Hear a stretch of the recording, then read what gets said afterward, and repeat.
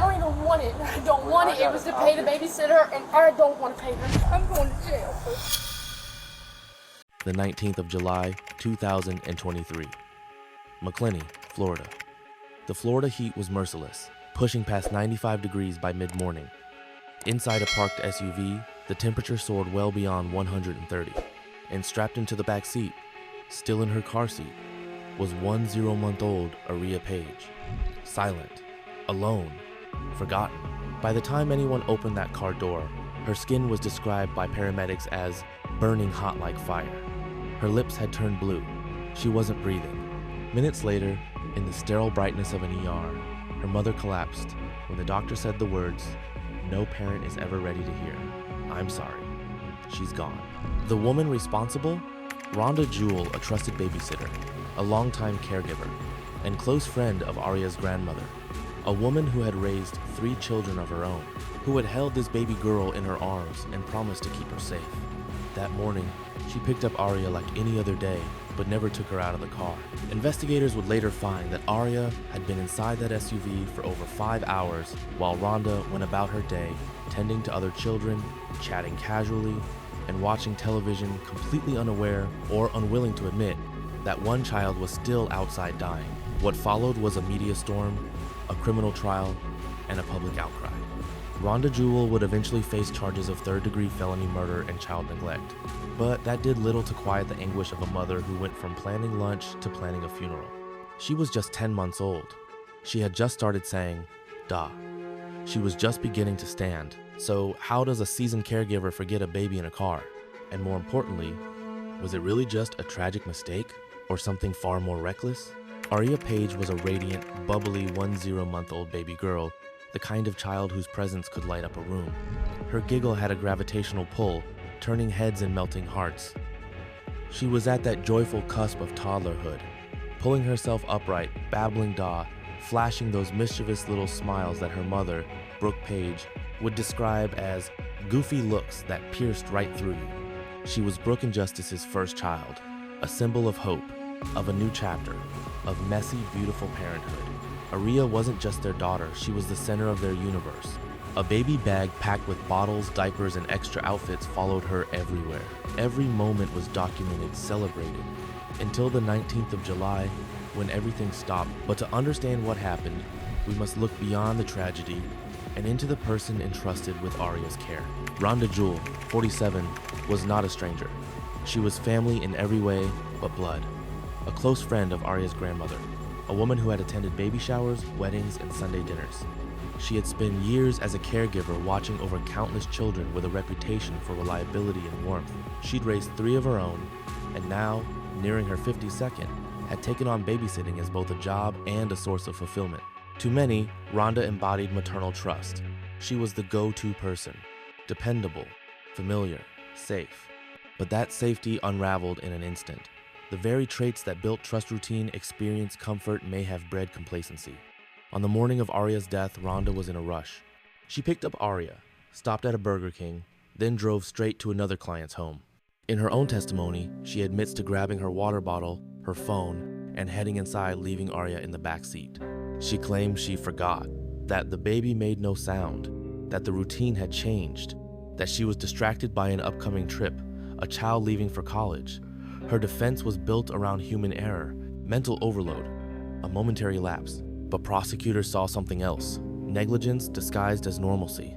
A woman so confident in her routine that she didn't double-check, didn't look back, didn't notice a living, breathing child was missing for over 5 hours in Florida heat. Ariya was not just forgotten, she was erased from Rhonda's consciousness. And that lapse cost a life. The question remains, was Rhonda Jewell a loving caregiver who made the ultimate mistake? Or was she a woman whose familiarity with children dulled her vigilance, so much so that her own carelessness became lethal? The 19th of July, 2023 began like any other summer morning in northern Florida, humid, sweltering, and deceptively calm. At 7:45 a.m., Rhonda Jewell strapped 10-month-old Ariya Paige into her car seat in the back of a Chevrolet Tahoe. Ariya was dressed, fed, and quiet, ready for a day in Rhonda's care. She was accompanied by her baby bag, tucked beneath her feet. Rhonda drove away from the Paige home, reportedly heading to Burger King.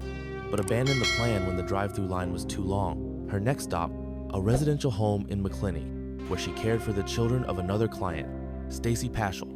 According to Rhonda's court testimony, she pulled into the driveway shortly before 8:15 a.m., grabbed her water bottle, her lunch, and her phone, and entered the house.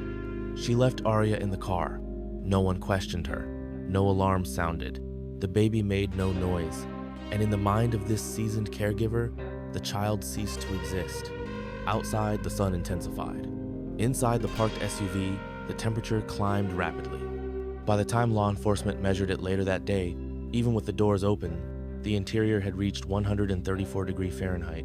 Experts estimate that the closed vehicle likely reached upwards of 150 degrees Fahrenheit, 65 degrees Celsius, during the hours Ariya was trapped inside. While Ariya's body endured extreme heat and oxygen deprivation, Rhonda spent the next 5 hours caring for other children, chatting with her client, and sitting on the couch watching television. Her failure to recognize the absence of a baby in her care defied logic.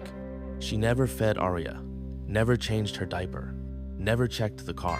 At 1:30 p.m., Ariya's mother, Brooke Paige, arrived to pick her up. She knocked on the front door. No answer. Rang the doorbell. Still nothing. But she could hear voices and a television inside. She called Rhonda, who casually asked, "What door are you at?" Brooke, confused by the question, replied, "The front door, where I always come." Rhonda opened the door, and in that instant, something shifted. Brooke recalls Rhonda suddenly pushing past her, screaming, "Oh my God, Brooke! Oh my God!" Rhonda ran toward her SUV, now baking in the afternoon sun. What she found would haunt every person involved. Ariya was still in her car seat, strapped in exactly as she'd been that morning. Her lips were blue. Her skin, according to paramedics on the scene, was burning to the touch like fire. She wasn't breathing. Bodycam footage from the Baker County Sheriff's Office captured the chaos that followed. Brooke's wails outside the garage were animalistic, pure, unfiltered grief. "I can't do this. I swear to God, if she dies, I can't do this." Inside the garage, multiple paramedics worked frantically on Ariya's tiny body. They attempted CPR, but her condition was critical. She was rushed to a local hospital while Brooke and her mother-in-law followed closely behind, their hope crumbling with every passing second. At the hospital, the doctor delivered the news no parent should ever hear. Ariya had died. Just hours earlier, Brooke had packed her diaper bag and kissed her daughter goodbye. Now she was being asked to identify her lifeless body. Back at the crime scene, detectives collected evidence. They measured the temperature inside the car. They examined the placement of Ariya's bag, her car seat, and the position of the vehicle in the driveway fully exposed to the sun. Later, during interviews, Rhonda admitted she had forgotten Ariya was in the car, that she had no recollection of leaving her behind. When asked if anything in her life was distracting her, she mentioned an upcoming vacation and helping her own child prepare for college. But she denied any drugs, alcohol, or mental impairment. Still, her behavior raised red flags. She hadn't simply overlooked Ariya, she had erased her from the entire day's routine. She didn't mention her absence once in 5 hours. She didn't check the baby bag. She didn't wonder why Brooke hadn't called earlier. It was as if the child had never existed. During trial, prosecutors described Ariya's death as the result of gross criminal negligence. A horrifying consequence of carelessness that cost an innocent baby her life. For Ariya's family, the pain is permanent. Her mother describes the moment as the second her identity changed forever. "I was just a mom a couple hours ago. Now I have to figure out how to live without my child." And so the question persists. Was this truly a tragic oversight, an accidental lapse in judgment? Or did Rhonda Jewell's complacency and detachment rise to the level of a criminal failure of human responsibility? Within hours of Ariya Paige's death, the Baker County Sheriff's Office launched a full-scale investigation. What began as a medical emergency quickly turned into a criminal case, with one core question at its center. Was this a mistake or a crime? Sergeant Brad Doherty was one of the first investigators assigned. His initial interviews were telling. He spoke with Rhonda Jewell, who claimed she thought Ariya had been sleeping during the drive. Because the baby was quiet, she assumed she had fallen asleep, and somehow forgot she was even in the vehicle. But as Sergeant Doherty pressed further, troubling inconsistencies surfaced. Jewell stated she was in a hurry that morning to arrive before the children woke up. Her focus, she said, was on maintaining a seamless transition for her client, Stacy Paschal. She remembered grabbing her lunch, water bottle, and phone. But when asked if she retrieved Ariya or checked the back seat, she admitted plainly, "No, ma'am. I forgot. I forgot I had her." This wasn't a moment of misjudgment, it was a total mental erasure. Jewell's demeanor during the interviews fluctuated. At times she was weeping, remorseful. At others, defensive and disconnected. She claimed stress from helping her son move to college, and an upcoming trip to London had mentally overwhelmed her. But to investigators, these explanations felt hollow. Detectives obtained bodycam footage from the responding officers. The video painted a visceral picture. Ariya's lifeless body in the garage, the screams of her mother outside, and the raw panic in Jewell's voice as she realized the magnitude of what she had done. It was emotional evidence, but it was also factual. Temperature readings taken inside the SUV revealed that the car's interior had reached 134 degrees Fahrenheit with the doors open. Experts testified that the closed car would have easily exceeded 150 degrees Fahrenheit, making it a deadly environment for anyone, let alone a baby. Prosecutors began assembling their case with a focus on 3 charges: aggravated manslaughter of a child, third-degree felony murder, child neglect causing great bodily injury. Each charge required proving not just poor judgment, but gross negligence or reckless disregard for human life. At the same time, Rhonda Jewell was released on bond while awaiting trial, an act that inflamed public opinion. Many viewed her as a danger, or at the very least, a person who should be behind bars until justice was served. When the trial commenced in November 2024, the courtroom became a battleground of conflicting narratives. The prosecution emphasized how a caregiver with decades of experience failed the most basic responsibility: accounting for every child in her care. They argued this was not a fluke, but a pattern of neglect disguised as routine. They called Brooke Paige to the stand. Her testimony was chilling in its simplicity. She had handed her daughter to someone she trusted and returned hours later to find her dead. Brooke confirmed that Jewell never fed, changed, or even touched Ariya during the 5-hour window. The child had essentially been invisible to her. Cross-examination of Jewell highlighted how she never once questioned where Ariya was throughout the entire morning. No memory gaps, no triggers, no concern. The prosecution posed a critical question to the jury. How does a professional caregiver simply forget a baby exists? There was no alcohol, no substance abuse, no mental illness diagnosis, just distraction, routine, and perhaps an assumption that she could never make such a mistake. It took the jury just 1 hour to deliver their verdict. Not guilty on aggravated manslaughter, guilty of third-degree felony murder, guilty of child neglect causing great bodily injury. Rhonda Jewell was sentenced to 17 years in prison, 15 for murder, 2 for neglect. But even that didn't close the case, because just a few months later, in a stunning reversal, Jewell was granted bond during appeal and released from jail in February 2025. For investigators, it was a bitter footnote. They had built the case. The jury had spoken. But the system wasn't finished with Rhonda Jewell. The courtroom was silent as the jury filed in, eyes unreadable, posture tense. Rhonda Jewell, dressed in a muted blouse and blazer, sat stiffly beside her attorney. Her face was pale, her hands clutched in her lap. Across the aisle, Brooke Paige and her husband Justice gripped tissues, their faces tight with anticipation and pain. It was the 8th of November, 2024, over a year since 10-month-old Ariya Paige had died in a scorching hot SUV. Now, the case had reached its most public, most emotionally charged moment. From the opening statements, the prosecution laid out their core argument. Jewell's actions weren't just a mistake, they were criminal. She had one job, the prosecutor said, voice firm: to care for this baby, and she forgot she existed. Jewell's defense attorney countered by framing the tragedy as human error, amplified by stress and routine. She is not a monster. She is a woman who has dedicated her life to children, he told the jury. There was no intent, no malice, only a devastating, irreversible lapse. The courtroom shifted uncomfortably when Brooke Paige took the stand. Her voice trembled, but never broke, as she described handing Ariya off that morning, how nothing felt wrong, how she packed her baby's bag, how she kissed her goodbye, and how, just hours later, she stood in a hospital hallway waiting for a doctor to deliver the impossible. She was perfect, Brooke said, wiping tears. She was giggly and loud and silly and beautiful. And now I will never get to buy her first car, walk her down the aisle, or even change another diaper. Then came the video.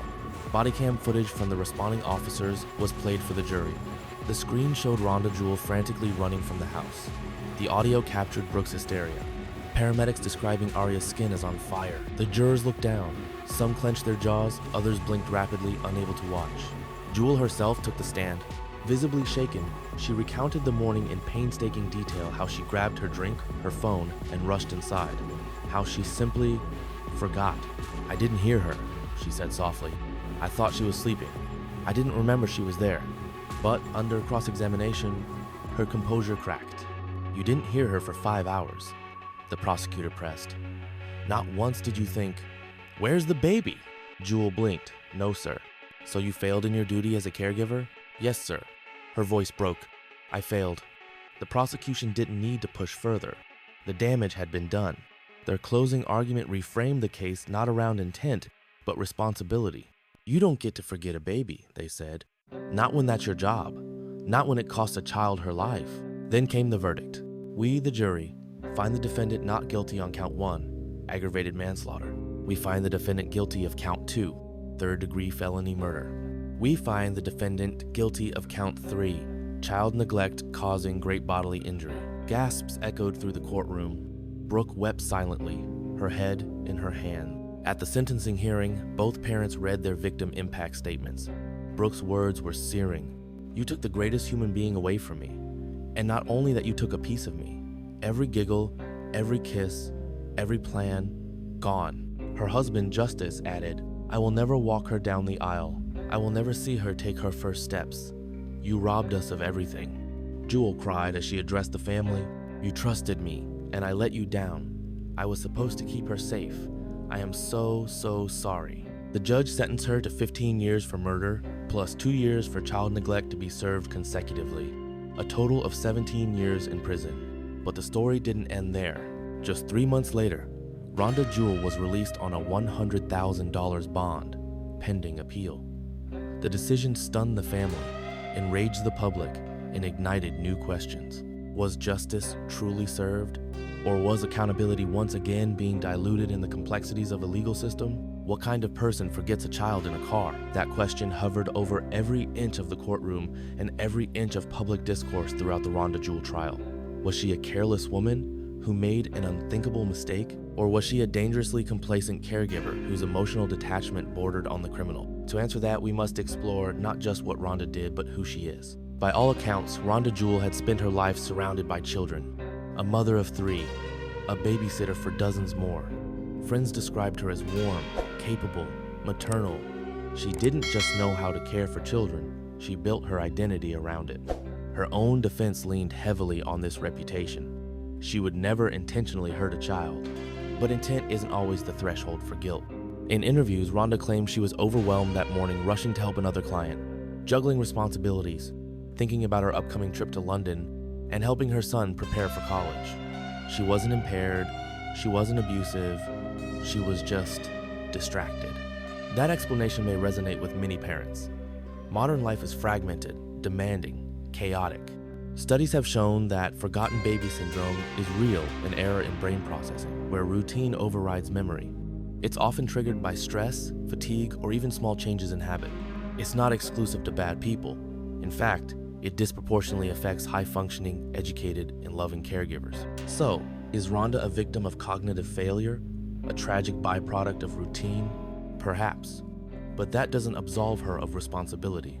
Because what makes this case so chilling is not the forgetfulness, it's the total absence of awareness for over 5 hours. Rhonda didn't just forget to unbuckle Ariya. She never once thought of her again. She didn't notice a missing bottle, didn't realize there were fewer children under her roof, never heard the silence of absence. To a criminal psychologist, this indicates more than distraction. It suggests emotional dissociation, a kind of psychological tunnel vision, where the mind blocks out information that's not immediately relevant to survival or comfort. It's a defense mechanism. But in caregiving, it can be fatal. One could argue Rhonda became desensitized, so experienced, so routine, so habitual, that vigilance eroded. It wasn't evil, it was erosion. The question becomes, is erosion of care still a crime? The law said yes. The jury said yes. But society remains conflicted. Ethically, there is no closure. If this could happen to someone like Rhonda, could it happen to anyone? And if so, where do we draw the line between accident and accountability? From a legal standpoint, Rhonda's actions fit the definition of criminal negligence. She failed in a duty of care so egregiously that it resulted in death. That's not misfortune, that's culpability.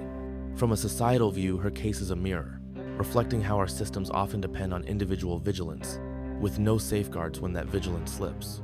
There were no alerts, no double checks, no protocols, just trust, and trust betrayed. But from the family's perspective, the psychological nuance doesn't matter. They lost their daughter. The why doesn't soften the what. Still, in her tearful courtroom apology, Rhonda Jewell said, "You trusted me.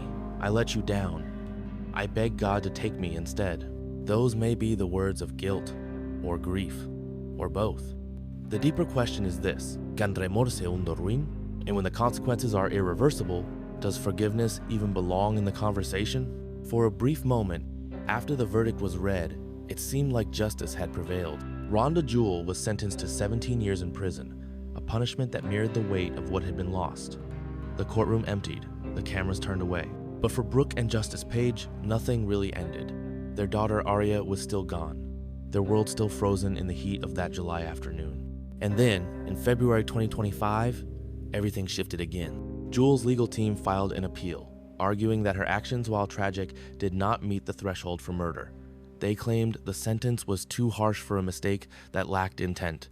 To the shock of the Paige family and much of the public, Jewell was granted a $100,000 bond and released pending appeal. The news spread fast. Local outlets ran headlines like, "Woman who left baby to die in hot car released from jail." Online, outrage surged. A Change.org petition quickly amassed thousands of signatures demanding the bond be revoked. Comment sections brimmed with disbelief and anger. "She gets to hug her kids," one user wrote. But Brooke never will again. Meanwhile, civil litigation is now underway. The Paige family has filed a wrongful death lawsuit against Rhonda Jewell, seeking accountability beyond the criminal justice system. It's not about money. It's about permanence, ensuring Ariya's death doesn't fade into another statistic of forgotten babies in hot cars. But beyond the courtrooms and headlines lies a deeper discomfort. This wasn't a stranger. This wasn't malice. This was someone known, trusted, loved. And if someone like Rhonda could fail in such a devastating way, then who else could? The case has sparked renewed debate over childcare laws, vehicle safety mechanisms, and the urgent need for protocols that go beyond trust. Automakers are facing increased pressure to install backseat alert systems. Legislators are reviewing penalties for hot car deaths. And families across America are taking a second, third, fourth look in the backseat. Still, nothing brings Ariya back. Brooke Paige once described her daughter as sunlight wrapped in skin, a baby who stared through you with ancient eyes, who could fake cry for attention and melt hearts with a giggle. She was about to take her first steps. Now, she never will. And Rhonda Jewell?